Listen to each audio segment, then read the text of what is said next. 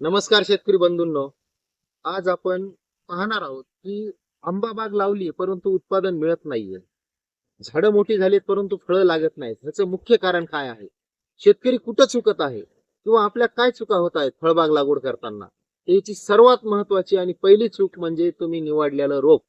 तुम्ही जे रोप निवडत आहात तर हे कोणत्या नर्सरीमधून आणलेलं आहे? ज्या नर्सरीमधून तुम्ही रोप घेत आहात तिथं सगळ्यात अगोदर हे पहा की त्या नर्सरीत त्यांचे स्वतःचे मातृवृक्ष आहेत का. मातृवृक्ष म्हणजे काय असतं? तर हे जे झाड आहे ह्याला जे पूर्ण फळ लागलेले तुम्हाला दिसत आहेत, तर ह्या फळाप्रमाणेच तुमच्या बागेत झाड तयार होणार आहे. कधी? ज्यावेळेस आम्ही कलम करते वेळेस अभय नर्सरीमध्ये आम्ही काय करतो, त्या झाडाची फांदी कट करतो व गावरान आंब्याचं जे रोप तयार केलेलं आहे त्याच्यावरती कलम जोडतो.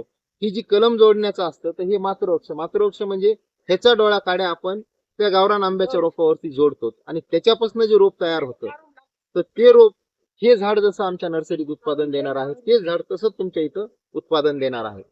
जर आपण रोप घेते वेळेस चूक केली तर पुढील 20 ते 25 वर्ष तुमचं हे नुकसान होणार आहे. लावलेल्या झाडापासून फळाचं उत्पादन तुम्हाला त्या पद्धतीत मिळणार नाहीये व जे झाडं तुम्ही लावतायत, जी मेहनत तुम्ही करतायत आणि जे स्वप्न डोळ्यासमोर ठेवून तुम्ही फळबागेचं नियोजन केलेलं आहे ते पूर्ण स्वप्न भंग झाल्याशिवाय तुमचं राहणार नाही. कारण आज मागील 20 ते 25 वर्षापासून मी स्वतः नर्सरी क्षेत्रात काम करतो. हे काम करताना माझ्या हे लक्षात आहे की महाराष्ट्रात दरवर्षी हजारो एकर फळबागा लागवड होत आहेत व त्याच फळबागा हजारो एकर 1 ते 2 वर्ष, 5 वर्ष, 10 वर्षांना काढल्या जातात. ह्याचं मुख्य कारण म्हणजे चुकीच्या पद्धतीनं रोप घेणं. आज बऱ्याचशा कंपन्या, NGO जे शेतकऱ्यांना रोप फ्री देत आहेत, तर ह्याचा उद्देश हा आहे की त्यांचा उद्देश हा कार्बन क्रेडिटचा आहे. त्यांचं तुमच्या शेतात फळ झाडाला चांगले येतील नाही येतील ह्याच्याशी त्यांना घेणं देणं नाही. त्यांना फक्त झाडं मोठे करायचे.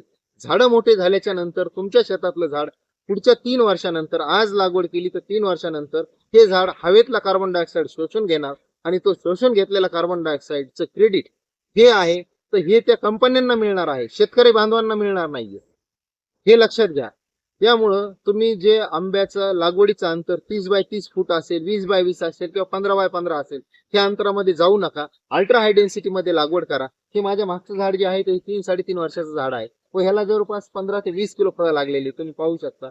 ह्या पद्धतीने जर आपल्याला उत्पादन घ्यायचं असेल तर आमच्याशी संपर्क करा. व मातृवर्ष का महत्वाचं आहे? कारण शेतकरी सगळ्यात महत्वाच्या जे चुका करतो, लागवड करताना खड्डा कसा खोदायचा आहे, खड्ड्यामध्ये कोणते शेणखत, कोणती औषधी मिक्स करायची आहे ह्याचं माहिती नाहीये प्रॉपर. त्यामुळे चुकीच्या पद्धतीने खड्डा भरला जातो. दुसरा मुद्दा आहे की रोपाची लागवड. रोप लागवड करताना रोपाचा जो जॉईंट असतो, जिथे कलम जोडलेली आहे, तो कलमचा भाग हा नेहमी जमिनीच्या वरती असावा. बरेच शेतकरी खड्डा खोल घेतलाय त्यामुळे रोपही खोल टाकतात जमिनीत, तर ही चुकीची पद्धत आहे. तर रोप आपल्याला नेहमी वरच्या बाजूला घ्यायचा आहे. जो कलमचा जोड आहे तो वरच्या बाजूला घ्यायचा आहे. तिसरा मुद्दा जो आहे, तर मी तुम्हाला सांगितलं, आंध्र प्रदेश असेल, कर्नाटक असेल किंवा आपल्या आजूबाजूला तालुक्यात आंध्र प्रदेशमधून बरेचसे लोक येऊन गावोगावी फिरतायत, झाडं विकतायत, नारळाचे विकतायत, आंब्याचे विकतायत, खूप सारे प्रकारचे फळांची किंवा इतर झाडं विकतायत. पण हे झाडं त्यांनी तुम्हाला स्वस्त दिली किंवा फुकट दिली म्हणून सुद्धा घेऊ नका व ह्या ज्या कार्बन क्रेडिट मध्ये ज्या कंपन्या काम करतायत ह्यांच्या नादी लागू नका. कारण 1 एकर आंब्याच्या बागेपासून तुम्हाला 1 ते 2 लाख रुपये हे केवळ कार्बन क्रेडिटचे मिळणार आहेत. हे लक्षात घ्या मी काय सांगतोय ते.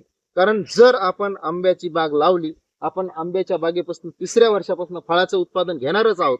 परंतु त्यापेक्षाही महत्वाचं, आपण आपल्या शेतात आंब्याचे झाडं लावलेत.